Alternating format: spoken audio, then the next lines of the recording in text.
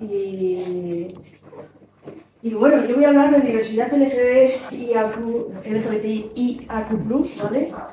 No voy a hacer dinámicas, sino que voy a aclarar conceptos, voy a ver qué son cada una de estas letras, ¿no? También hablaré cómo, al final, cómo llegamos a la ley, que luego explicará Marina, a la mal llamada ley trans, porque no es una ley trans, es una ley para todo el colectivo LGBTIAQ+. Sin embargo, como fue la parte más polémica, que suele pasar, pues se le da ese nombre. Flaco favor nos hace a todo el colectivo, incluso a las propias personas trans, ¿vale? También ocurrió con la ley de salud sexual y reproductiva, una ley que es buenísima y sin embargo el aborto la eclipsó, ¿no? Pues esto ha pasado un poquito lo mismo con el tema trans. Luego hablaremos un poco de todo lo que está, digamos, de lo que es la homofobia y la transfobia y los delitos de odio, que luego seguro que Marina se va a centrar más en todo lo que está pasando actualmente. ¿Vale? Mi nombre es Jenny, como me ha presentado, y yo voy a hablar desde tres perspectivas. Yo soy maestra de PT, o sea, llevo 30 años atendiendo a la diversidad en los centros escolares de Castilla y León. También he estado en la Consejería de Educación haciendo el acompañamiento al alumnado trans en los centros educativos de Castilla y León. Por otro lado, soy sexóloga, por lo tanto, a nivel de la asociación he atendido pues, a muchas personas trans, pero fundamentalmente a sus familias, ¿vale? Ya veremos que es un pilar fundamental, las familias, sobre todo cuando estamos hablando de menores trans. Y por otro lado, activista, porque yo he sido activista antes de las redes sociales, por eso muchos no me conocéis. Yo me tragué la época León de la Riva, estuve 18 años en Fundación Triángulo y formando parte de la directiva de Valladolid, formando parte del patronato nacional. Creo que hasta 2010, creo que cuando salí yo entraste tú o entró Gerpo, bueno. Bueno, pues en esa época no había redes sociales, entonces sí que me conocían más a nivel institucional que a nivel social, digamos, ¿no? Vale, pues yo voy a hablar probablemente de esas tres patas, de lo que es todo el tema de la diversidad LGBTIAQ+. Vengo ahora representando a Dialogases porque cuando en 2010 yo dejo Fundación Triángulo, creamos Dialogases, dos personas estábamos en Fundación Triángulo porque queríamos trabajar por los derechos sexuales de una forma más amplia, no solo el tema LGBTI, ¿vale? Bien, la asociación de Dialogases pues, trabaja por los derechos sexuales y reproductivos a través de la formación, asesoramiento e incidencia política, dos líneas de actuación, sexología y la igualdad de género, desde un triple enfoque, los derechos humanos, la feminista y de diversidad. ¿En qué nos basamos? En organismos internacionales, como puede ser la Organización Mundial de la Salud o la UNESCO, la normativa de nuestro país y, por supuesto, la sexología como ciencia y los derechos sexuales. Nos gusta mucho trabajar en red con otras organizaciones y es un poco la radiografía de lo que es Dialogases. Y vamos a entrar en la aclaración de conceptos, ¿vale? Y no sé qué conocimiento tenéis de toda esta temática, de la diversidad sexual en general, pero bueno, cuando van a hacer un niño o una niña, ¿no? La lógica de sexuación nos dice que ese niño va a tener pene y testículos, una identidad de hombre, un rol de género masculino y que además le van a gustar las chicas, ¿sí? Y un chico y una chica va a tener vulva y ovarios, va a tener una identidad de mujer, un rol femenino y le van a gustar los chicos. Sin embargo, esto es una quimera porque la realidad es que tenemos chicos que pueden tener pene y ovarios y tenemos chicas que pueden tener vulva y testículos. Y estamos hablando de las personas intersexuales. La I, muy poco conocida. De hecho, si os habéis fijado, en la imagen primera no aparece ni la I ni la A. Porque la I y la A han sido las que más nos ha costado que se luche por sus derechos o que se garanticen sus derechos. Las personas intersexuales vamos a hablar después de quiénes son y qué es lo que les pasa, pero luego también tenemos chicos que tienen identidad de chica y chicas que tienen identidad de chico. Estamos hablando de personas transexuales. Ya hablaremos del concepto transexual, ¿vale? Más adelante. Y también tenemos a chicos pues, que tienen un rol más femenino, digamos, y chicas un rol más masculino. que luego tendríamos que analizar qué es eso de masculino y qué es eso de femenino, ¿de acuerdo? Pero estamos hablando de géneros no normativos. Y por otro lado tenemos a chicos que les gustan los chicos y a chicas que les gustan las chicas, y estamos hablando de las distintas orientaciones sexuales. Entonces, esto que parece una excepción, resulta que en las Naciones Unidas nos dice que tenemos un 1,7% de población intersexual. Podríamos hablar de un 3,5% de transexuales. Podemos hablar de entre un 10 y un 15% de distintas orientaciones y imaginaros ahora las distintas expresiones de género que hay, que cada vez son más y evidentemente cada vez va a haber muchas más. Casi estamos hablando a lo mejor de entre un 40% de la población. Y con las distintas expresiones de género, 30, 40 vamos a hablar. ¿Vale? Pues no es una excepción, no estamos hablando de un 1% ni de un 2%, estamos hablando de una cantidad importante de la población. Por lo tanto, no puede ser una excepción. Esto es lo que hablamos de lo que llamamos diversidad sexual, y la diversidad sexual es la norma, no es la excepción. Aunque nos hayan dicho siempre que es la excepción, lo patológico y demás, ¿no? Bien, ¿qué son las intersexualidades? Pues fijaros, las intersexualidades son las personas que nacen con unas características sexuales, una gran variedad de situaciones corporales, ¿no? Son personas que nacen con algunas características genitales, gonadales o manuales o cromosómicas que no parecen ser las definiciones típicas de masculino o femenino. Es decir, una mujer que puede tener testículos, por ejemplo, o una mujer que puede tener una genética XY, que es la típicamente masculina. Siempre vamos a hablar de típicamente, porque realmente no es que todos los hombres tengan XY. ¿Vale? Y lo que os decía, en Naciones Unidas dice que hay un 1,7% de la población intersexual. De hecho, Camilo dice que ya conoces a más personas intersexuales que pelirrojas. Otra cosa es que sea la letra más escondida, digamos, porque si no nos lo dicen, es muy difícil que nosotros sepamos que una persona es intersexual. No es lo mismo que una persona gay o lesbiana que puede salir del armario, o le podemos decir puede ser, pero una persona intersexual nunca lo vas a saber. O sea, tienes que tener... No, bueno, la mayor parte de las veces no lo saben ellos, como lo vamos a ver ahora, ¿no? Y por supuesto las personas transexuales, una vez que hacen la transición, es vox populi, o sea, y no salen ellas del armario, salgan a toda la familia del armario, ¿vale? Bien, para entender todo esto vamos a ver cómo es ese proceso de sexuación, qué es lo que ocurre, ¿vale? Estamos hablando de una sexuación genética, que se supone que las chicas es XX y los chicos XY, pero resulta que tenemos XXY, tenemos X0, o sea que genéticamente o cromosómicamente ni siquiera existe ese dualismo, ¿vale? La sexuación genética nos va a llevar a la sexuación embrionaria. ¿Y qué ocurre aquí? Fijaros, entre la sexta y séptima semana, todos los embriones tienen una gónada diferenciada para chicos y chicas. Si en esa semana, la séptima, aproximadamente la octava, hay mujeres, este es un proceso muchísimo más complejo de lo que yo os voy a explicar, pero es para que tengáis una idea de por qué se produce esa diversidad. Esa hormona diferenciada, si el gen SRI se ve la testosterona, se va a desarrollar en testículos y pene, es decir, en el escroto con los testículos dentro y el pene que es hacia afuera, ¿sí? Si no hay testosterona, la misma gónada indiferenciada, lo que se transformaba en escroto, se transforma en labios mayores y lo que era el pene en el clítoris que se desarrolla hacia adentro. Clítoris y pene es la misma estructura y mismo funcionamiento. Cuerpos cavernosos, ante un estímulo se llena de sangre y también se ve. ¿Vale? Importante también saber esto. Y esto nos lleva a la sexuación anatómica, ¿no? Que si se desarrolla como pene y testículos, pues la genitalidad va a ser esta, y si es la vulva esta, ¿no? Y esto nos va a llevar a la sexuación registral o civil, es decir, cuando nace un niño le miramos los genitales, ¿no? Pero esto lo vamos a ver después, en la transexualidad. Y ahora os voy a... Bueno, lo que os decía antes era en los caracteres sexuales primarios, pero también ocurre en los secundarios. No vamos a encontrar a dos personas iguales, a dos hombres iguales, ni a dos mujeres iguales nunca.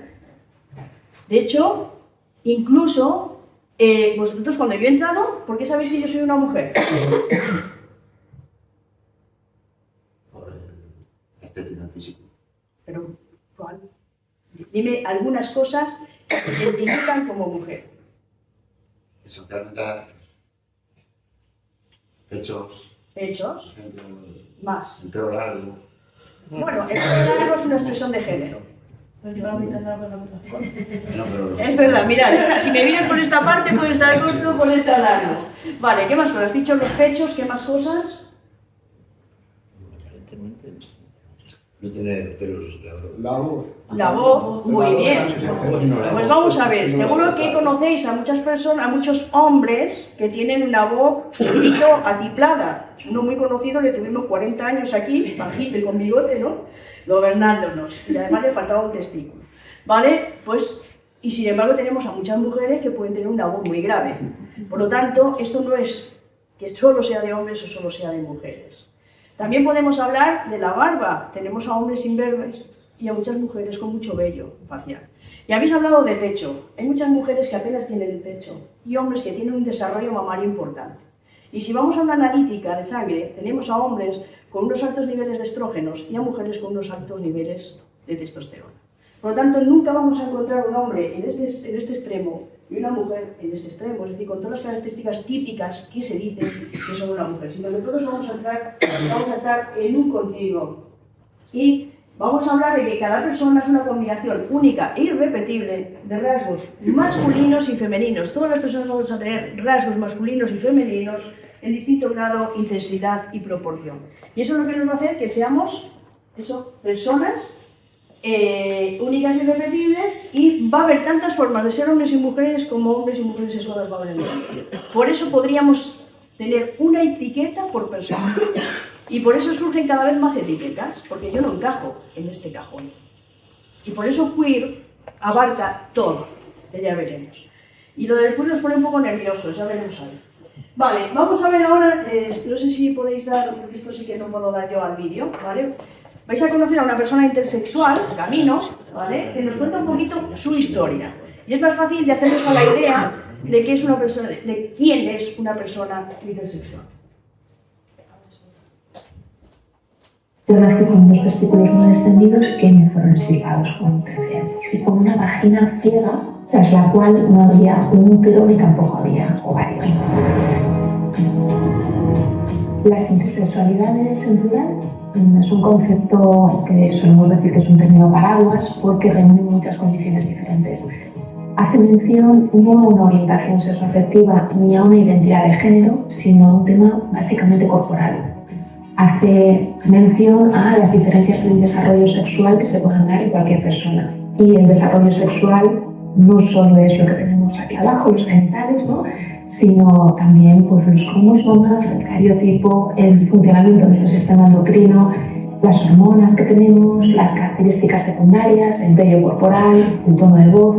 Entonces el sexo comprende muchas características aparte de eso, las genitales. La condición que yo tengo, la insensibilidad a los andrógenos, es una mutación genética transmitida por vía materna que genera que, aunque cromosómicamente mi cariotipo sea XY, que es el que suele asociarse a los hombres, ¿no?, yo no haya desarrollado características masculinas. Esto se produce porque tengo como una especie de aislante, ¿vale?, que por mucha testosterona que yo reciba o que genere mi cuerpo, yo no la asimilo. Entonces yo podría inyectarme testosterona, pero jamás mi tono de voz se volvería más grave, jamás me saldría vello, y provoca que lo que es el desarrollo, por así decirlo, de las gónadas, etcétera, se quede como paralizado. Nací con dos testículos que no descendieron y todo lo que es la vulva, etcétera, se desarrolló una mujer, ¿vale?, en el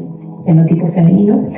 Nada en mi nacimiento hizo sospechar que yo pudiera tener una condición intersex, que tenía el clítoris, labios menores, mayores. Es un tópico muy manido el tema de ser hermafroditas. Es una palabra que nos viene acompañando históricamente a las personas intersexuales. No responde a una realidad científica. En realidad, los seres con hermafroditismo serían capaces de generar gametos masculinos y femeninos al mismo tiempo y poder autofecundarse, cosa que en la especie humana esto no es posible. Yo creo que no he recibido un bullying cuando era pequeña. Me enteré de mi condición intersex cuando tenía 28 años, entonces básicamente con 13, 14 años yo lo único que sabía de mi cuerpo es que no menstruaba. Entonces, como me inventé una Camino 2.0, que sí que lo hago. No vamos a entrar en el tema de todo el, vamos, del bullying y de cómo ella desarrolla estrategias para no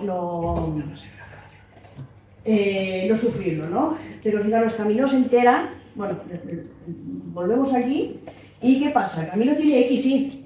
En este proceso se empieza a segregar testosterona, pero ella no la asimila, por lo tanto, su desarrollo es medio-medio. Es decir, su desarrollo es un fenotipo femenino, pero tiene unos testículos internos. A las personas intersexuales no se les comunicaba que eran intersexuales, se lo ocultaban totalmente. Los médicos intervenían como les daba la gana, ahí no había problema. Con las personas intersexuales no había problema en feminizarlas, ¿verdad? Generalmente, pero luego si una persona transexual quiere hacer una intervención, sí que hay problema, porque lo decide ella, no lo decide la comunidad médica. Eso también es importante. Vale, y ella desarrolló una vulva. Se entera a los 28 años. Cuando ella va un día al médico, y está en la consulta, sacan su expediente y ella ve que pone que es intersex. ¿Por qué? Porque a las familias se decía que no lo comunicaran. A ella, por ejemplo, le extirparon los testículos. A los niños a las niñas intersex, niños o niñas intersex, se les dice que les van a operar de una hernia inguinal, ¿vale? Lo que les están haciendo es extirpando o bien los ovarios o bien los testículos, ¿de acuerdo? Bien, aquí tenemos distintas situaciones intersex. Camino tiene una sensibilidad a los andrógenos completa, puede ser parcial. Aquí tenemos una hiperplasia suprarrenal congénita, aquí tenemos el síndrome de Ricordati, pero bueno, no voy a entrar en todo esto porque no es de interés. La famosa ley trans, como veis, no solo habla de las personas trans, también garantiza los derechos de las personas intersexuales, que hablará posteriormente Marina, ¿vale? Ahora, algunos conceptos con respecto a la transexualidad.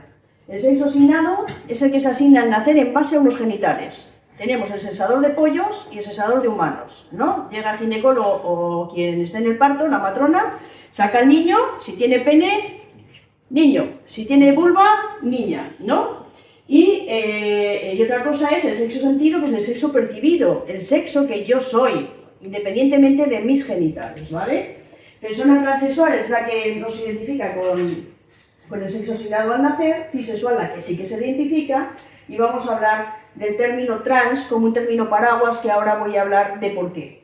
El tránsito social no consiste en que me voy a operar. El tránsito social consiste en comunicar, especialmente, que la persona que habéis conocido hasta ahora no era yo. Yo soy una persona, si yo antes hubiera sido varón, y os digo, a partir de ahora, por favor, tratarme como mujer, porque soy una mujer, eso es el tránsito social. Y luego hay personas que deciden hormonarse o que deciden una intervención. Pero no es el tránsito social no es hormonarme, ¿vale? Que esto también es importante. Lo digo porque con los menores, cuando dicen está haciendo el tránsito social, claro, es que yo estoy en contra de que los menores se hormonen y se operen. Los menores ni se hormonan ni se operan. Vale, vuelvo al proceso de sexuación, que ya hemos visto hasta aquí, pero ¿qué es lo que ocurre? Todo esto es externo a la propia persona. Cuando ya la registramos, aparece la educación, la sexuación social, que es la crianza diferencial de si es niño o si es niña. Y todo esto nos lleva a la identidad de género, que es en base a los genitales y cómo nos perciben los demás. Pero ya sabemos que la identidad sexual de los niños y las niñas se desarrolla entre los 2 años y medio, 3, y es estable a los 6 o los 7. Y eso es la identidad sexual, que es la vivencia íntima y subjetiva que una persona tiene de ser hombre, mujer, no binario, ¿vale? Y que tiene que ver con el cuerpo, la sexualidad y la vivencia social del género. Y esto es la autosensación. Generalmente coincide el sexo asignado al nacer con el que yo siento, pero hay un margen de personas, que hemos hablado antes, entre un 3 y un 5%, que no es así. Y que a los 6 o 7 años yo ya tengo claro quién soy. ¿Desde cuándo sabéis que sois hombres o mujeres? Nunca me lo he planteado. Pues plantéatelo, porque esto es lo que se tienen que plantear los niños y niñas trans desde que nacen prácticamente. Probablemente no te lo plantees porque tú entras dentro de la normativa social, ¿vale? Pero enseguida sabes que te nombras en masculino, ¿no? Entonces, entre los 2 años y medio, 3, todas las personas empiezan a desarrollar la identidad sexual. Soy un niño, soy una niña, socialmente me tratan de una manera, me tratan de otra, ¿no? Entonces, por eso tenemos a niños y niñas que nos dicen en esa edad, es que yo no soy quien tú me estás diciendo. Es que yo soy una niña, por mucho que yo tenga pene y por mucho que tú me estés llamando en masculino. Lo digo porque muchas veces dicen, es que porque unos niños tan pequeños van a saber quiénes son, o que no son un niño, son una niña. Lo saben también como los demás. Saben quién son. Lo que pasa es que no coincide. Vale, vamos a hablar de persona transexual, lo que hemos dicho, cuyo sexo biológico asignado al nacer no coincide con el sexo sentido. Puede realizar cambios en su cuerpo para adecuarlo a su sexo sentido. Después tenemos la transgénero, persona cuyo sexo biológico asignado no coincide y que no busca realizar modificaciones en su cuerpo. Esto también hay que cogerlo con pinzas. Por ejemplo, en Latinoamérica se llama transgénero y hacen modificaciones. Como había todo este jaleo, al final el término trans es un término paraguas que lo que hace es englobar todas las transexualidades, que no transexualidad, transexualidades, ¿vale? Vamos a hablar siempre en plural y esto es importante. Y luego tenemos cisexual, pues la persona cuyo sexo biológico asignado coincide con el sexo sentido. Bien, os voy a poner ahora otro pequeño vídeo, porque yo me voy a centrar un poquito más en los menores, que es con los que más conflictos hay, ¿vale? Y también la repercusión que tiene su acompañamiento o no. Os voy a poner un vídeo musical, pero a partir de ahí vamos a ver un poquito qué les sucede a los chicos y chicas trans, cuando son los menores.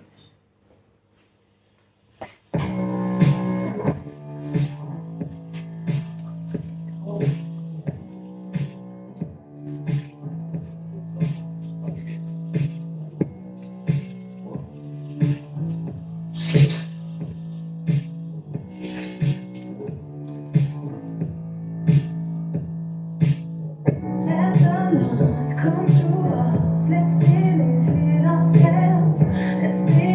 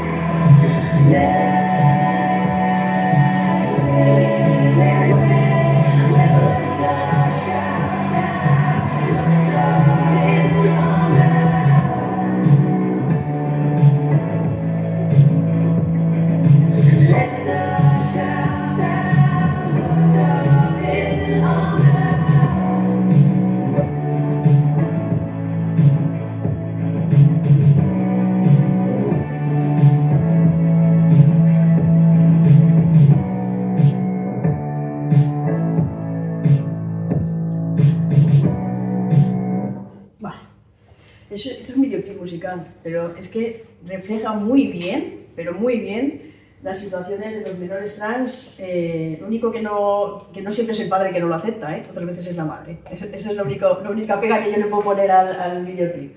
Vale, ¿qué le ocurre? Pues se siente niña. ¿O no? Bueno, por lo menos el vestimenta. Claro, se identifica más. Por esto es importante. Que un niño se ponga un vestido no indica que vaya a ser una persona trans. Puede ser una expresión de género no normativa. Y esto, por eso debemos de preguntar. Imagínate que me viene este niño a clase así, no le voy a preguntar, ¿por qué vienes con vestido? ¿No? Pero le digo, anda, qué guapo vienes, ¿cómo es que te has puesto este vestido hoy? Porque ayer estuve en el cumpleaños de mi prima, nos pusimos el vestido, me ha gustado y he venido. Ya está. Es que a una niña no le preguntarían por qué lleva vaqueros. Sí, pero fíjate, ¿por qué le estamos preguntando? Porque... No, pero ¿y por qué le estamos preguntando? Porque imagínate que es trans. Yo, como profesora, tengo que acompañarle. Si yo a mí me contesta esto, yo me olvido y le dejo expresarse como le dé la gana. Si es trans también, ¿eh? Pero imagínate que me dices que yo soy una niña. Ostras, pues a lo mejor tengo que poner la antena de a ver qué necesidades va a tener este niño o esta niña en mi clase, o me da igual en mi familia o en el contexto social en el que se mueve. Es que hemos llegado a un punto en que no podemos preguntar. No, debemos de preguntar para saber dónde nos situamos. O viene con el brilli, o viene tal, pues a lo mejor... De hecho, yo he tenido un caso que se vestía siempre en el rincón de princesa y demás, y la profesora me llama y pensamos que podría... Vamos, que le encantaba hacer eso y decía que era una niña, y sin embargo, lo que quería ser una niña. Y esto es muy interesante porque hubo otro niño en esa última clase que dice, yo también quiero ser niña. Y la profesora dice, pues tú también puedes serlo. A la semana, el segundo niño dice, yo ya me he cansado. ¿Vale? Pero el primero persiste. Pero fíjate cuál es mi sorpresa. 7 años después, este niño tenía 4 años, cuando yo llamo a la madre, 11 años, el niño dice que es un niño, pero que le encanta llevar el pelo largo, que se pinta las uñas y demás. ¿Qué hemos hecho con esto? Hacer un acompañamiento. Ni más ni menos. Yo no pregunto para ver, es que vas a ser trans, no, sino para ver qué necesidades tienes. Y si yo tengo que estar pendiente de qué ocurre en la clase o qué ocurre en el patio. O, por ejemplo, un posible bullying escolar. ¿Vale? Creo que esto es importante, ¿vale? ¿Qué preguntas le harías? Pues lo que le hemos dicho. Yo, por ejemplo, una pregunta que siempre les hago es ¿qué te preocupa? Porque a veces de tu preocupación salen tus necesidades. Había un niño que me decía, me preocupa que se rían de mí. Y cuando indagas, resulta que en el centro en el que estaba, los primeros que se reían de él era el equipo directivo, por ejemplo. O que cuando salían al patio, los mayores le decían, ¿y qué tienes entre las piernas? ¿Te has operado? Estamos hablando de un niño de 3º o 4º de primaria. Él, para que no se sentía con él, le regalaba sus golosinas y hasta su propio bocadillo. ¿Vale? Entonces, porque es importante saber qué es lo que está pasando. Para acompañar, en este caso, en su aula no, su aula era un lugar seguro y sus compañeros le protegían muchísimo en el patio, ¿vale? Bien, ¿qué necesidades tiene? Pues sabremos quién tiene realmente las necesidades y qué respuesta le vamos a dar, ¿vale? Algunas situaciones que hemos visto. Bullying. ¿Y esto por qué sucede? Sucede por esto. Los demás perciben enseguida si tienen el apoyo del adulto. Por eso es importante que nosotros acompañemos a los chicos, a los menores trans. Ojo, que esto pasa igualmente. Quitamos la Q, y ya sabemos que no tenemos un apoyo institucional. ¿Vale? Entonces, el apoyo es fundamental, bien sea normativo en menores, bien sea del adulto. La profesora le echa esa mirada y los demás enseguida lo perciben. No tiene el apoyo de la profe, pues yo puedo hacer lo que me da la gana. Y encima su padre le coge y tampoco tiene el apoyo. ¿Vale? Es importante el apoyo a nivel educativo, pero también el apoyo familiar, como veremos más adelante. ¿Quién tiene dificultades? La escuela, la familia, porque para la familia es un golpe tremendo. Porque ya veremos, todas las familias nos hacemos expectativas y sobre todo por el juicio social a las que están sometidos. Es brutal. ¿Por qué le dejas hacer esto? ¿Por qué le dejas el pelo largo? ¿Por qué la compras calzoncillos? Y tenemos ahí a la asociación Amanda, ¿no? Que se supone que es de mamás, ¿no? Que han hecho el proceso, han hecho la transición y luego dicen que han de transicionado. Yo me puse en contacto con esta asociación porque me quería entrevistar a una mamá cuyo hijo o hija hubiera de transicionar. No tuve éxito. Como tampoco tengo éxito cada vez que me dicen, es que yo conozco a uno que luego se arrepintió. Y yo siempre pido, por favor, que quiero hablar con esa persona, porque yo conozco a muchísimas personas trans y a muchas personas trans que conocen a muchas personas trans y no conozco a ninguno que haya transicionado. Entonces, es como lo de las denuncias estas que le ha dejado a él sin nada, sin casa y tal, y duerme en el coche. Todavía no lo hemos encontrado, al que duerme en el coche, ¿no? Bueno, pues esto está pasando lo mismo. Yo no conozco a ninguno que haya transicionado. Marina, ¿conoces a alguien? Solo conozco a una persona que no ha hecho la transición por miedo, porque ella se quería operar, miedo a las operaciones y miedo a las agujas. Pero eso no quiere decir que no sea trans, ¿vale? Bien, también la sociedad. La sociedad tiene una necesidad. ¿Qué hace la ley LGBT? Da respuesta a todo esto. No solo habla de las personas trans, habla de toda la educación que debe haber en todas las profesiones, en el ámbito educativo y demás, y de educar a la sociedad. Las expectativas de la familia, como decía, cuando nace un niño, bueno, cuando ya nos quedamos embarazados, ¿no? Empezamos a generar unas expectativas sobre ese niño o esa niña. Si ve a ese niño, le apunto al Real Valladolid, si va a ser niña, y aquí se ve muy claramente, ¿no? Está viendo cómo el padre está jugando a baloncesto y él se han roto esas expectativas, pero puede ser una gran jugadora de baloncesto, ¿no? Pero bueno, las familias necesitan un proceso y esto también es importante. ¿Y ahora que se lleva de moda las fiestas estas de género? Así. Que se han importado de Estados Unidos y ahora se lleva, es la moda. Y si es niño es azul y si es niña... Bueno, aquí se lleva, en Baby Sister se lleva haciendo, yo fui a uno y salí horrorizada. En mi trabajo me invitaron a una fiesta y yo no tenía ni idea de lo que era, porque además son Baby Sister, yo no sabía. Y era todo rosa. Entonces, bueno, seguimos perpetuando los roles, ¿no? Eso es evidente. El tema es que las familias tienen que deconstruir esas expectativas. Necesitan su proceso. Yo a veces con los chicos y chicas trans, o con los pequeñines, pero con los más mayores, es que eso lo he contado y no lo entienden. Digo, pero vamos a ver, ¿cuánto tiempo te ha llevado a ti asumir lo que estaba y tener la fuerza y el coraje de contarlo a tu familia? Y quieres que tú lo cuentes y tu familia haga ching, pues fenomenal todo, ¿no? Entonces ahí ya se dan cuenta, no, es verdad, claro. Bien, pues necesitan su tiempo y su proceso. ¿Qué significa el vestido? El vestido es el apoyo familiar. Cuando tienen el apoyo familiar tienen ganado un 90%, porque es la familia la que va... De hecho, ¿cuándo se empieza a hablar de los menores trans? Cuando las familias se organizan, cuando aparece Crisalis, cuando aparece Euforia, ¿vale? Son las que empiezan a luchar por los derechos de esos menores. Y veremos que luego está el... ¡Ay, se me ha olvidado! La orden ministerial del cambio de nombre, ¿no? Eso fue por la lucha de las familias de los menores trans.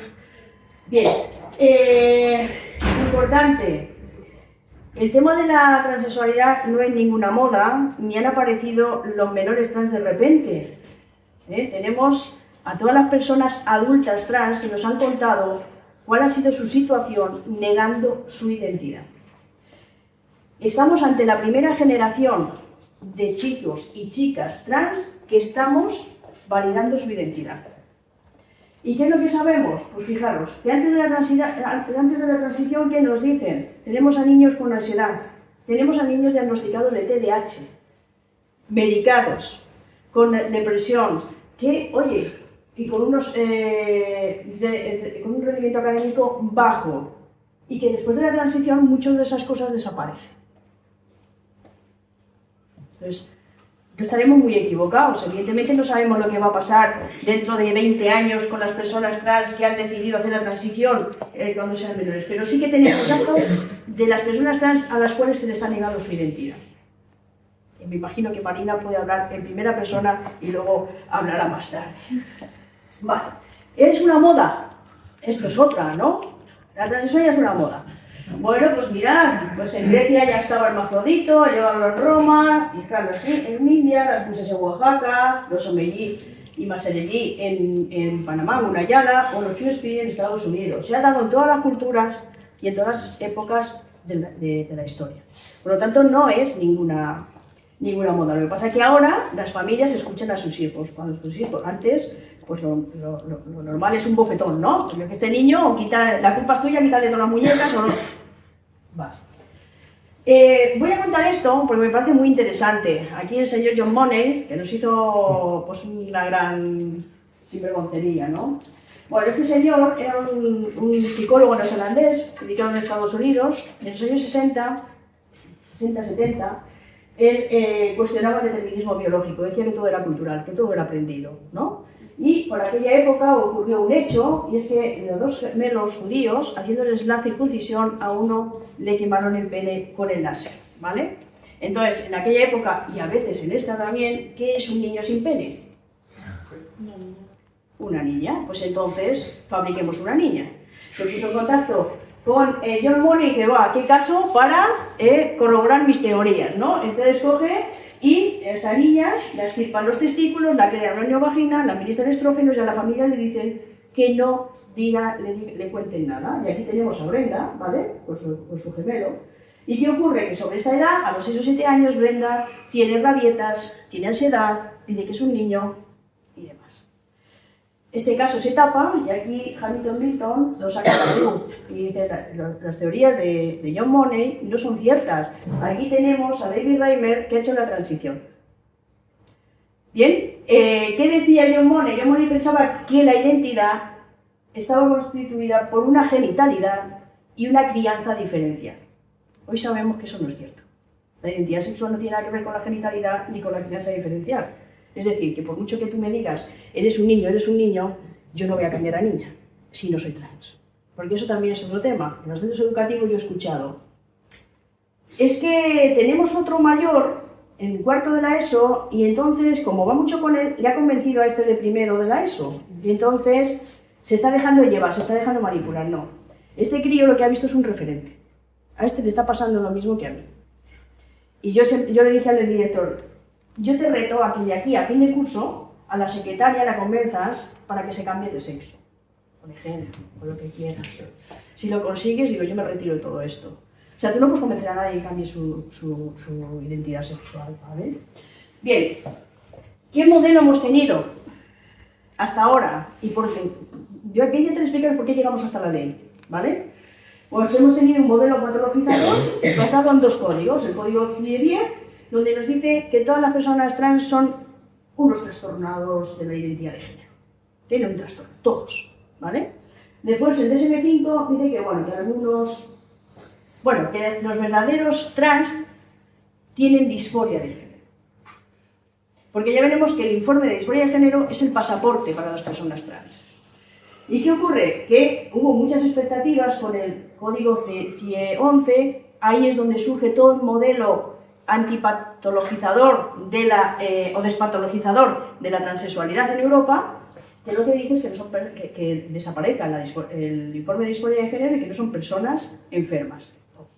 ¿Y qué ocurre? Porque le sacan de un lado y le meten el otro. Es decir, le sacan de las condiciones relativas a la salud mental y le ponen a la salud sexual, pero lo catalogan de incongruentes. O sea, pasan a lo largo de todos estos años por ser un trastorno, unos disfóricos y ahora son los incongruentes.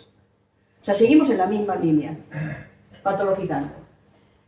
Hasta la ley, ¿qué ocurría cuando un chico, un menor o un chico o chica trans iba al psiquiatra? Porque tenían que ir.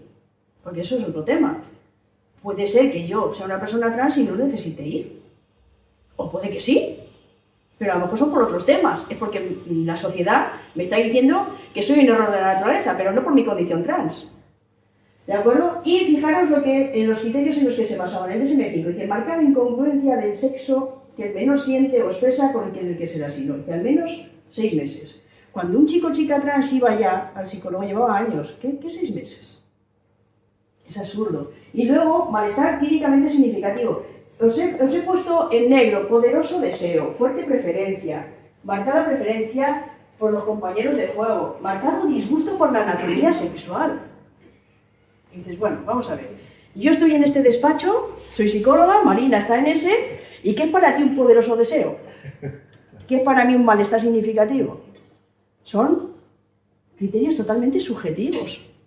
Por lo tanto, yo soy una persona trans, voy a comunicártelo al psicólogo, soy una persona trans, y digo, bueno, yo te voy a pasar un montón de cosas de estas para decirte al final que eres una persona trans. O sea, era surrealista.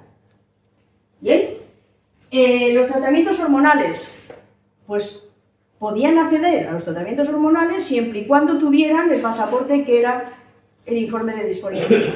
Que un psiquiatra o un psicólogo le dijeran, toma, aquí tienes tu carta de que eres una persona patológica, ¿vale? Y así ya puedes pasar a los tratamientos hormonales. Bien, se llevaban si pasabas el proceso de selección trans. A mí me parecía un casting aquello, ¿vale? Era un casting. Bueno, ¿cómo se llega a ser suficientemente hombre o suficientemente mujer? ¿Qué es lo que se les pedía a las personas trans? Decidme, ¿cómo demostráis vosotros y vosotras, demostrarme a mí que sois no bastante hombres o no bastante mujeres? Yo he visto algunos, cuando toman algunas charlas en educación, algún profe hacer como diciendo, si quieres me bajo los pantalones, ¿no? Vale, bien, pues ¿cómo lo demostráis? ¿Cómo? Es que es imposible demostrarlo. ¿Cómo lo demostramos? ¿Con los roles? Pues antes estaban más definidos, ahora totalmente indefinidos, ¿no? Mujeres masculinas, hombres más femeninos, andróginos, fluidos, o sea, es imposible demostrarlo. Tampoco por la orientación sexual, no es más hombre un hombre heterosexual que un hombre homosexual, ¿vale? Y tampoco por los genitales. Un hombre que tiene un accidente de moto y se sigan los genitales, ¿deja de ser hombre? ¿Pierde su identidad? Una mujer que pasa por un proceso oncológico y tiene una mastectomía o una esterectomía, ya no es mujer, pierde su identidad. Por lo tanto, nada tiene que ver con los genitales, ¿no? Bien, la condición de transexualidad solo se puede identificar con el relato en primera persona de la persona trans. No existe todavía ninguna, ni existirá prueba objetiva para determinar esta condición. Por eso a mí cuando las Amandas estas me dicen, es que claro, hizo la transición, ¿y quién le diagnosticó de transexualidad? A lo mejor hay que ir a quien le diagnosticó, porque la transexualidad no se diagnostica. ¿Qué médico le ha dicho tú eres trans y te vas a operar? Y es más, tú como padre y madre tienes responsabilidad. Ahora estás juzgando a otros padres y a otras madres con lo que están haciendo. Por favor. Bueno, importante, no todas las personas trans tienen disforia de género. Hay personas que sí y hay personas que no. Y hay personas cis que sí. Si disforia de género es no estar conforme con mi corporalidad o con mi género, pues resulta que las mujeres que se operan de los pechos tendrán una disforia de género, ¿no? O los hombres que llevan a cabo intervenciones de alargamiento del pene, pues también es una disforia. O las mujeres que se someten a la cirugía de labios vaginales, y podríamos seguir, ¿eh? Entonces, hay personas trans que tienen disforia de género y hay personas cis que también. Sin embargo, estas no tienen ningún problema en llevar a cabo cualquier intervención. Bien, se basan en criterios diagnósticos que habíamos dicho que son subjetivos y que no contemplan la amplia heterogeneidad que hay dentro de la transexualidad. Importante, aprendían a contestar lo que querían. Es decir, si yo te tengo que decir que soy una chica trans, que jugaba con muñecas de pequeña y que yo todos los juegos eran de niñas y tal, pues te lo voy a decir. Porque si eso va a suponer que me des el carnet, el pasaporte, pues te lo voy a decir. Y salía y dice, pero si yo no juego con muñecas, o yo no he hecho esto, o yo no tengo un poderoso deseo, un malestar significativo, ¿no? Como decían. Pero al final sabían que si contestaban determinadas preguntas, porque según salían, entraba otro y decía, tú di que sea esto, tú di tal, no sé qué se le iban diciendo. ¿Vale? Entonces, ¿por qué? Porque era necesario para acceder a la endocrinología y a cambiar el DNI. ¿Vale? ¿Qué hace la nueva ley? Eliminar esto. ¿Bien? La patologización médica que precisa del informe es el requisito para cambiar para la patologización legal, es decir, para cambiarme el DNI. Y esto va a dar lugar a la patologización social. Son personas que han nacido en un cuerpo equivocado. ¿Vale? Bueno, no es una incongruencia humana y demás. 2007. Bueno, voy a pasar de esto. Bueno, sí, venga, 2007. Criterio, ser mayor de edad, el pasaporte de disforia de género y 2 años de hormonación. Si no, no podías cambiar el DNI. Por lo tanto, esto nos obliga a las personas trans a que se hormonen. Y si no quieren, esto es lo que hace la ley. No obligarte a tener que. Vale, ¿qué ocurría con los menores? Porque claro, esto es un requisito indispensable, ser mayor de edad, perdón.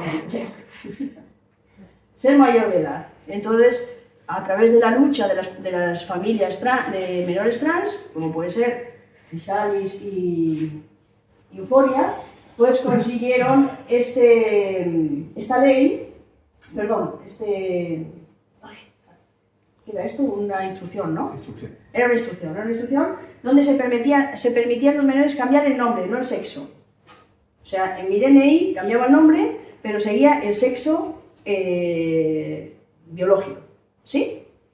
Es verdad que les facilitó muchas cosas. Tuvimos un caso de un niño trans aquí en Valladolid, que hizo la transición con 4 años, en el colegio totalmente aceptado, los datos del colegio lo cambiaron, el DNI de la biblioteca también, pero quería jugar al fútbol y no se podía federar, porque era una niña. Estamos hablando ahora, vamos, que él quería jugar, por supuesto, en el fútbol masculino, ¿vale? Entonces, esto sí que les facilitó muchas cosas, o cuando iban a pagar a la caja en un supermercado, sacaban el carnet, veían el nombre, nadie se fija en el sexo, a no sé que vayas a un aeropuerto, se fijan mucho más, ¿no? Pero no se fijaban, es solito. Y la patologización social, los mitos sobre la transexualidad, la cantidad de mitos, ¿no? Y al final, pues estamos hablando de que no es mi cuerpo, sino tu mirada, lo que tenemos que cambiar, que también lo hace la ley, a través de la educación. Bien. Lo que hablábamos antes de la ley de 2007, tenían que cambiar los caracteres sexuales primarios y secundarios. Una persona que decía ser una mujer trans tenía que demostrar ante un tribunal, se tenía que desnudar que todos los caracteres sexuales primarios y secundarios eran de una mujer. Es decir, les obligaban a operarse, sí o sí. La de 2007 acaba con las operaciones, pero sí sigue exigiendo la operación. Y la ley nueva, pues lo contará Marina. ¿Qué es importante para, por ejemplo, las familias con un menor con un menor trans o con menores trans? Pues tener unos referentes positivos. Porque si yo tengo un menor trans y resulta que veo las cosas que veía en la tele, películas de Almodóvar y demás, ¿qué va a ser de mi hijo o mi hija? Por lo tanto, es importante tener algunos referentes, como tenemos a Michele. Tenéis un TED desde Michele en internet que si podéis escucharlo es brutal.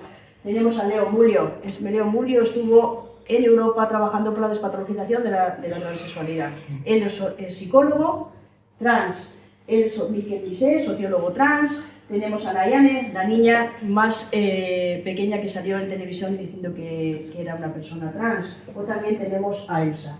Aquí tenemos un vídeo que es el de Elsa, no lo vamos a ver porque si no me voy a extender mucho, pero vamos a ver qué puedo hacer yo ante una persona trans.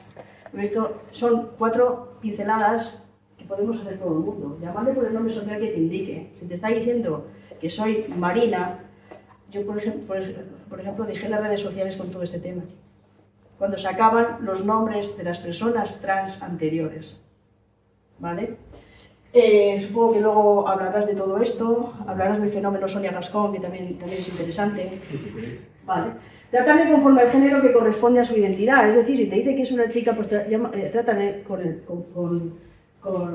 género de chica, ¿no? Respetar sus gustos y preferencias a la hora de vestir, no hacer comentarios que puedan humillarle o hacerle daño. ¿Te has superado? O por ejemplo, preguntas indiscretas.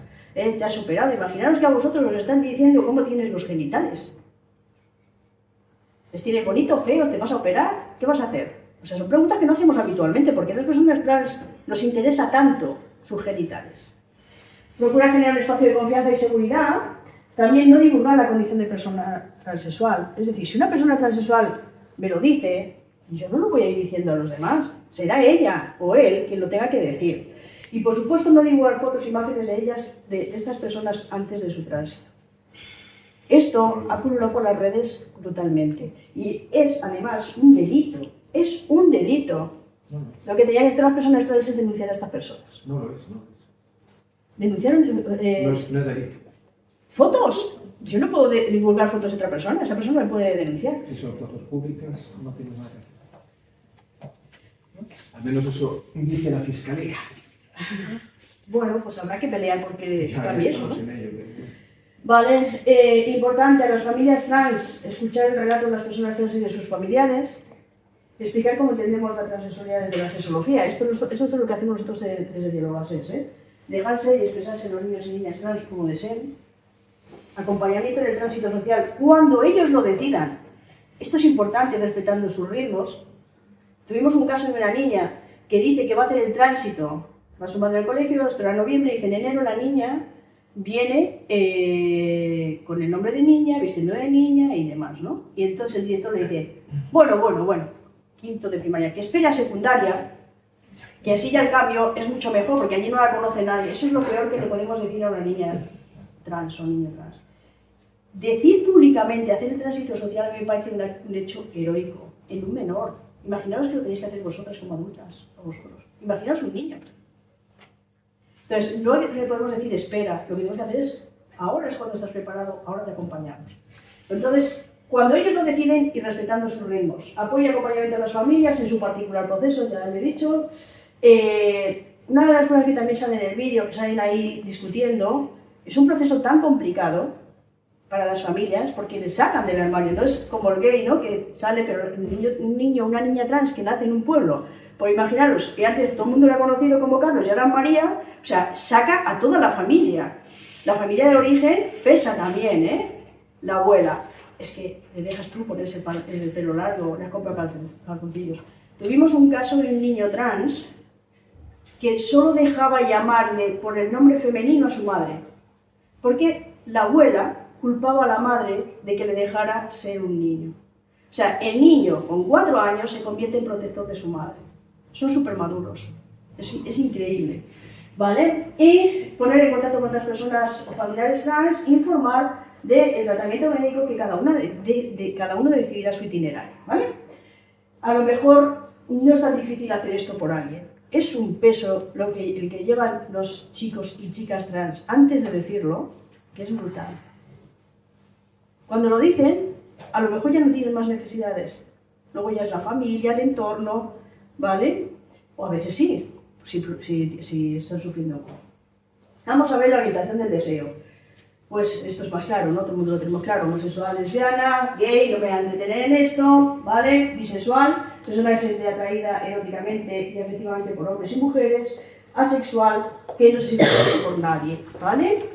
Importante, bueno, y luego está el heterosexual. Y yo aquí digo, ¿qué bandera le pongo?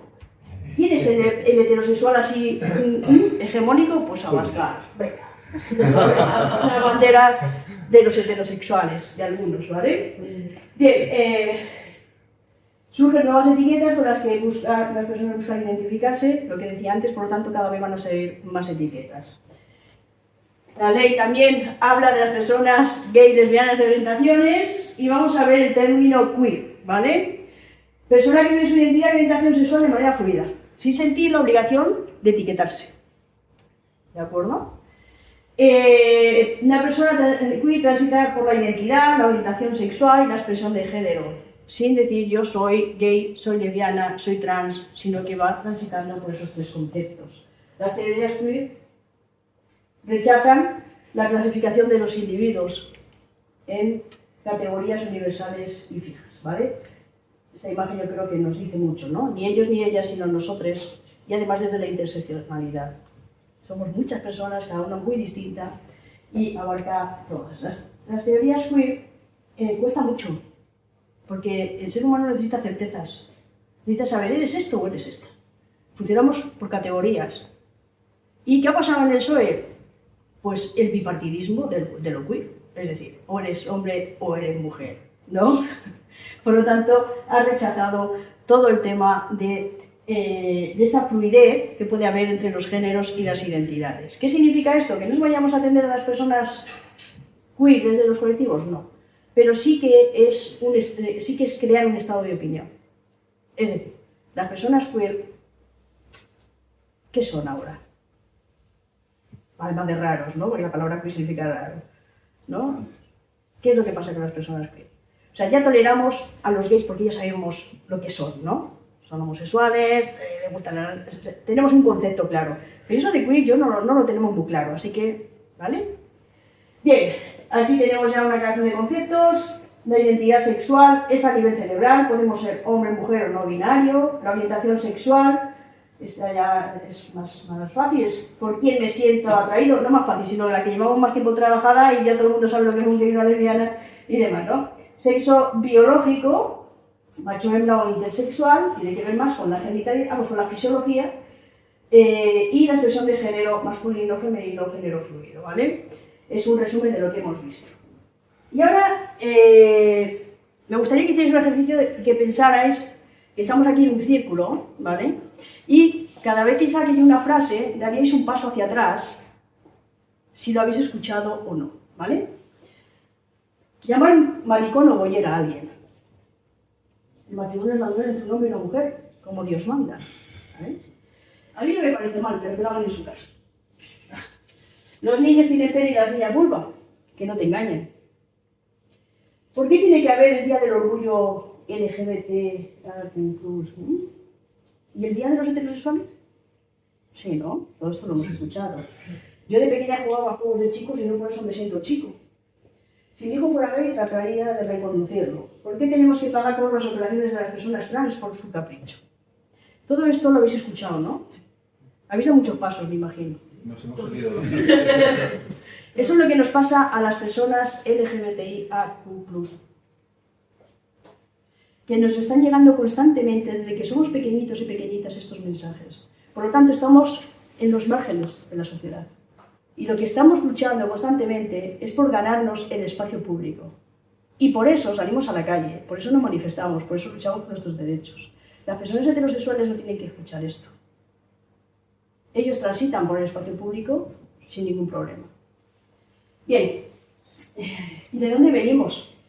Porque esto también es importante en nuestro país. ¿Por qué? Porque es que hay mucha homofobia en la España, pero ¿de dónde venimos? O sea, yo nací en el 70 estaba la ley de vagos y maleantes, ¿vale? No, perdón, la otra, la de rehabilitación social.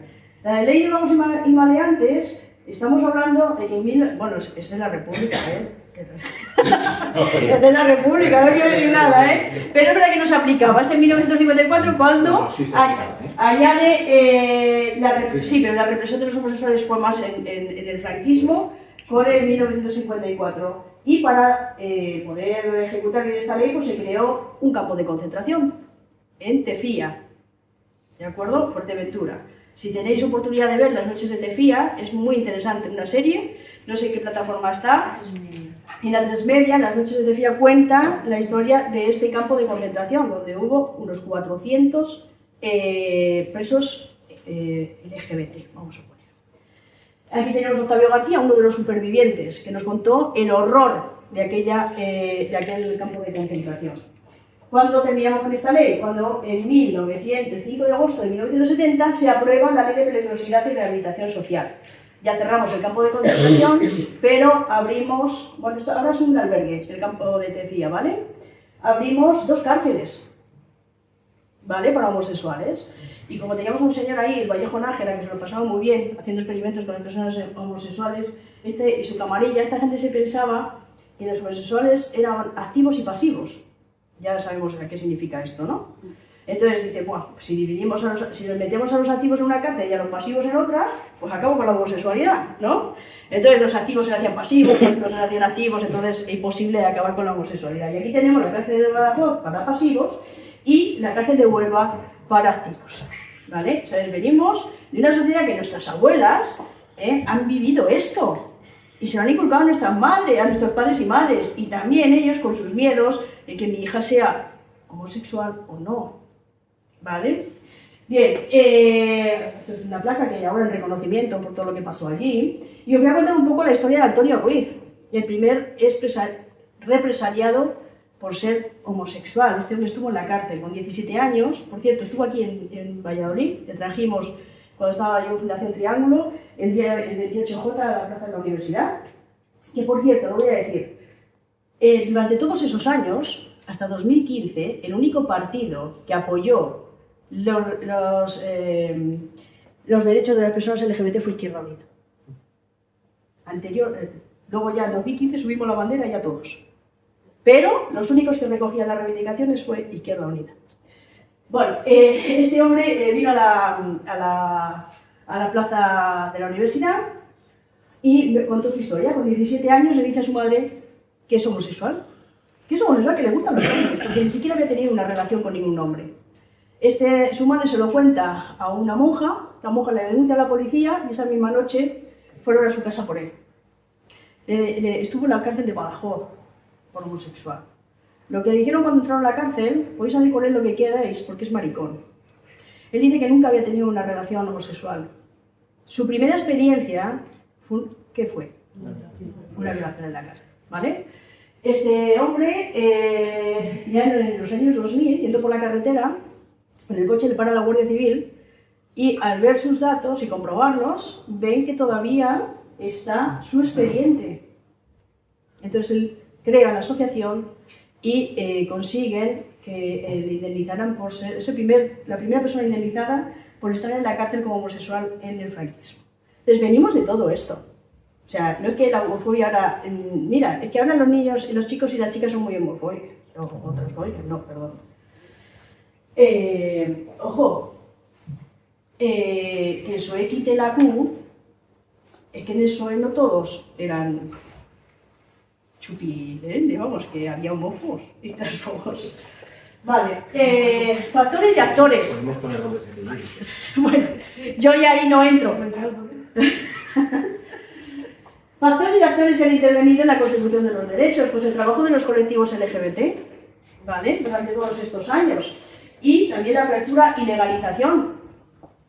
Hasta 1982, creo que es, no se legaliza el movimiento de liberación gay catalán. En el 77 fueron las primeras manifestaciones, en el 78 y en el 82 se legaliza. Como asociación. Estamos antes, eso es antes de ayer, ¿eh? Antes de ayer, en el 82. Antes de que ganara las elecciones el PSOE. Sí.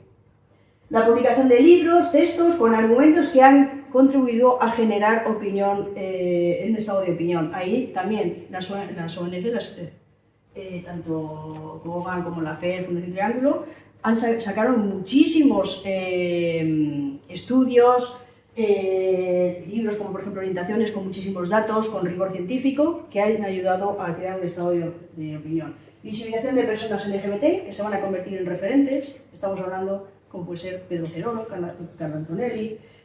Estoy hablando de esos años, ahora podríamos decir Marina, ¿no? Pero estoy hablando de esos años. Ya el crecimiento de las manifestaciones del orgullo a partir de 1998, que es cuando pega el boom, la acción de activistas, por supuesto, que ocupan cargos políticos. Cuando he dicho la publicación de libros, hay la revista Cero, también hace un beneficio importante porque salen personas importantes diciendo que eran gays, como Amenábar, un policía, un cura, ¿vale? Un montón de personas y demás, ¿vale? Y todo esto nos lleva a una normativa importante en nuestro país. Somos uno de los países con una normativa potente en este tema. Otra cosa es que se aplique. Otra cosa es que se aplique. Vale, no voy a entrar en esto. 15 de junio, he hecho como este recorrido, ¿no? Del 15 de junio, para nosotros, la gente que vivimos a León de la Riva, este fue un momento muy importante. La subida de bandera en el Ayuntamiento de Valladolid, el 28 de junio de 2015, fue un hito. Fue acabar con una era, podríamos hablar, bueno, me estáis llamando, ¿no? En el tema LGBT, una dictadura. O sea, nosotros ni nos recibían en el Ayuntamiento, teníamos la puerta cerrada. Todas las actividades que hacía Fundación Triángulo, que eran muchas, lo hacían con 1.500 euros. Ya nos buscábamos las estrategias y ahora tienen mucho dinero. Pero buscábamos las estrategias, traíamos a gente que no teníamos dinero para pagar, pero oye, siempre teníamos suerte y venían, porque no teníamos dinero, ¿no? Nos hacíamos muchas actividades. Este momento acaba con una era importante. Aquí tenéis algunas referencias bibliográficas que para mí son importantes. Yo tengo especial cariño a la de Violetas de Arturo Arnasque, que falleció con el COVID, y bueno, pues te hace una idea, ¿no? Bien, ¿qué es la homofobia? No sé si queréis hablar vosotros, yo vengo aquí con un carrete que te cagas, pero no sé si queréis hablar vosotros algo. Bueno, pues ¿qué es la homofobia? La homofobia es el rechazo, miedo, repudio, prejuicio o discriminación hacia las personas homosexuales, transexuales, pero no que lo sean, también los que lo parecen. Quiero decir que si yo soy una persona heterosexual, amanerada, o soy una persona muy masculina, también puedo padecer homofobia, porque no solo serlo, con parecerlo también. Importante, la homofobia no es una fobia, no es yo tengo fobia a los perros y soy yo. Esto es algo estructural, ¿de acuerdo? No es una fobia individual de una persona, es algo irracional, digamos, es algo estructural que es construido culturalmente, interiorizado a través de la socialización. Y fijaros, la homofobia es el principal instrumento de control de la masculinidad. El heteropatriarcado ya se ha encargado de que la homofobia controle la masculinidad. Desde que son pequeñitos y pequeñitas, lo peor que te puede llamar un niño en el colegio, ¿qué es? Maricón. Maricón. Por lo tanto, yo ya estoy controlando la masculinidad. Bien, formas específicas, conductual. Bueno, comportamientos de rechazo, exclusión, yo no voy, no sé a qué, se crean que si voy con este soy también. Cognitiva, esta es la más complicada porque, bueno, no, estos son pensamientos e ideas, los homosexuales son X, las lesbianas son tal. Esa con la educación funciona muy bien. Esta es la peor, la afectiva, la del asco, me dan asco, esa es de amígdala. Entonces esta cuesta mucho más trabajar con este tipo de homofobia. La liberal, el espacio íntimo privado sigue siendo heterosexual, lo que hemos contado con esa dinámica. Si yo en mi instituto veo a una chica y un chico ahora en primavera dándose besitos y de la mano, digo, qué mojos, el amor, ¿no? Si veo a dos chicas o dos chicas, oye, si a mí no me parece mal, hija, pero que lo hagan en su casa, ¿no? Por lo tanto, el espacio público sigue siendo heterosexual. Pasiva, mirar hacia otro lado. Yo veo que están llamando maricón en un aula y yo sigo con mi clase. Palabras, ¿no? Baja intensidad y la institucional. Si yo tengo un alumno o una alumna trans y no le estoy atendiendo, eso es una homofobia institucional. ¿Vale? Por supuesto la plumofobia. Que esta además se da mucho dentro del colectivo. Las propias personas del colectivo les dicen a mí, porque tener passing, es decir, que a mí no se me note que soy lesbiana o una transexual, fíjate que bien ha hecho la transición, no se la nota nada. Tener passing es un plus, ¿no? Entonces la plumofobia, de los que no se les nota, a los que son mucho más amanerados, no les gusta. Es que claro, es que van dando una imagen. O también tenemos la homofobia y transfobia interiorizada. No sé si os recordáis cuando salió María del Monte, fijaros lo que dijo. Soy una más de los que estamos aquí. Es incapaz de pronunciarse lesbiana. Es una homofobia interiorizada importante. ¿Por qué salimos? Imaginaros que sois extraterrestres y habéis aparecido aquí, en la sede de Izquierda Unida. ¿Y esta gente por qué se manifiesta? Mira, sale ahí con carrozas y tal. Pero no solo ellos. Ahí va. Pero si es que esto también sale. ¿No? Mira que les gusta sacar las banderas. ¿Por qué tiene que ir con la bandera gay por delante? Joder. A otros también, ¿no? O por qué salen de esta guisa, ¿no? Se pintan la cara. Bueno, pues, les oye también, ¿no? Sin embargo, ¿por qué socialmente con esto no hay ningún problema? Nadie dice nada, pero con esto sí. Porque tienen que llamar la atención. Siempre salen súper extravagantes, ¿no? Pues chico, yo esto no lo sé, vamos. Pero parece ser que es lo mismo, ¿no? Sin embargo, lo que tiene que ver con la orientación o con la identidad nos parece más feo, o nos parece que no debe ser. Pero esto sí, esto no tiene ninguna importancia. La estrategia del odio. Esto es importante también. ¿Qué es lo que hace? Es evidente, es una estrategia política para que las personas odien a las personas LGBTIQ+. Es decir, lo reducimos a la individualidad. Y es que cualquier grupo, los homosexuales, los transexuales, son nuestros compañeros, compañeras, nuestros profesores, profesoras, nuestros vecinos, son personas con nombres y apellidos. A mí me hace mucha gracia. Y puedo hablar en un caso que está aquí, Marina. O sea, Marina, cuando hace la transición, Marina era la bomba. O sea, te llamaban de todas partes. Y era Marina San. Resulta que viene toda esta ola del borrado y todo lo demás, y ya no es Marina, es una mujer, es una mujer con faldas, no un hombre con faldas. A esto nos estamos refiriendo. ¿Vale? A esto me estoy refiriendo. ¿Vale? La deshumanización del otro. Los homosexuales son, o sea, asumiendo los estereotipos, el sentimiento de amenaza, el que es diferente a mí es una amenaza, por lo tanto, la tengo que combatir, ¿no? Y el estigma del contagio, y por último, la agresión. Es decir, todo esto nos va a llevar a la materialización del odio, que es el insulto, la agresión, la discriminación legal y demás. Pero se tienen que dar estos 3 pasos. ¿Vale?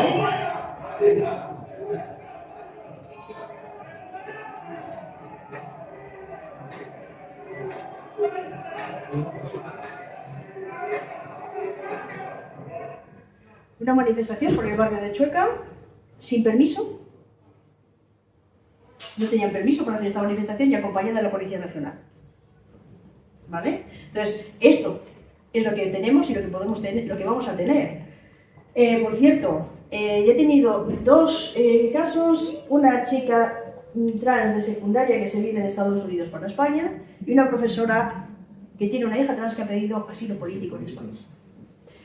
Esto es lo que está ahí, pero ojo, que en unos años puede ser que nosotras estemos pidiendo asilo político. No es ninguna tontería esto, ninguna. Vale, realmente el asesinato de Samuel, esto, en nuestra ciudad.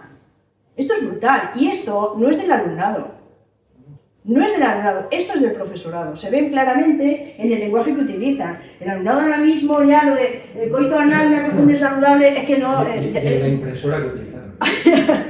no es un tema. Y luego, ¿cómo tergiversaron, no? O sea, ¿cómo implicaron a Fundación Triángulo?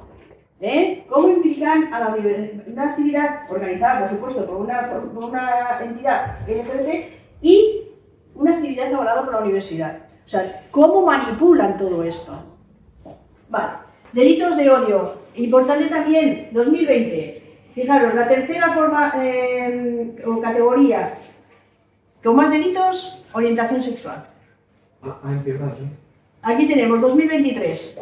Ya no somos la tercera, somos la segunda. Y ha aumentado a 522. Vale, esto es un delito de odio, no voy a entrar porque a lo mejor Marina lo habla más, y los capítulos, es decir, los que sancionan los delitos de odio, que supongo que Marina también. Seguimos con 7 países que aplican la pena de muerte, otros puntos se decaen la perpetua, 9.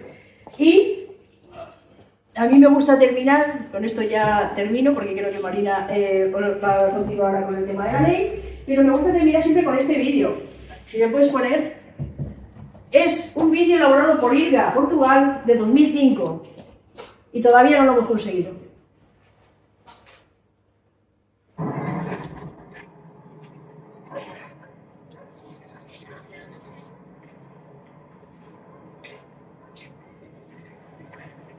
Já viste aquilo?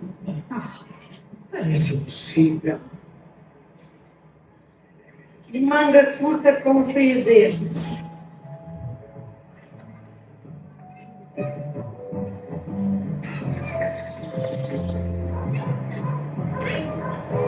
Por el derecho a la indiferencia. ¿Vale? 2005. Todavía no nos hemos ganado ese derecho. Muchas gracias.